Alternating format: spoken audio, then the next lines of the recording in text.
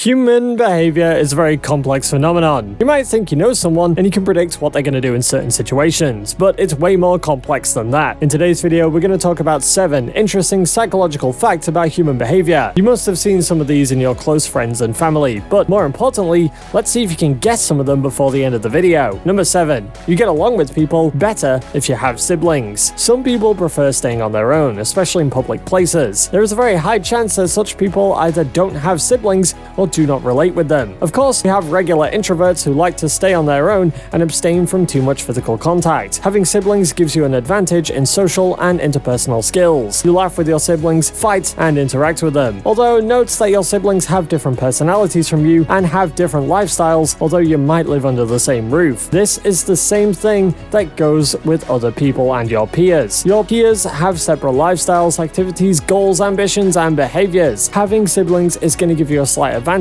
with human interaction. Think of it as a demo trial before an actual game. Number 6. Men are not more entertaining than women. Social gatherings are proof that men might not necessarily be funnier than women. I know this comment is going to cause a lot of uproar down in the comments, but we must face the truth. The reason why men seem entertaining compared to women is that men try to attempt to crack more jokes. It's the truth. Men don't really care if the joke lands, but they just want to make people laugh. Ladies, on the other hand, are very selective of the jokes they tell. It's possible that they don't want to make jokes that other people will perceive as not funny, so they're very careful. You can experiment and try it out. Next time you find yourself at a social gathering or in social situations, watch out because the men are the ones that are gonna make attempts to make others laugh. As we said, this is not necessarily because they are more fun, but because they just make more jokes and want to be perceived as being funnier and more entertaining. Number 5. You can convince your brain that you slept well even though you didn't. We often need a good night's sleep to function properly the next day. Because of one thing or another, you might want to get the desired hours of sleep. But did you know that there is a way to escape fatigue if you want? Now, I'm not necessarily saying that sleeping for just 1 hour is enough. If you want to sleep for just an hour, there is no way you can trick your brain into believing you slept for longer. But let's say that you slept for 5 hours or even 4 hours, and you are the kind of person that usually sleeps for at least 6 to 7. If you wake up in the morning and tell yourself you had a good night's sleep,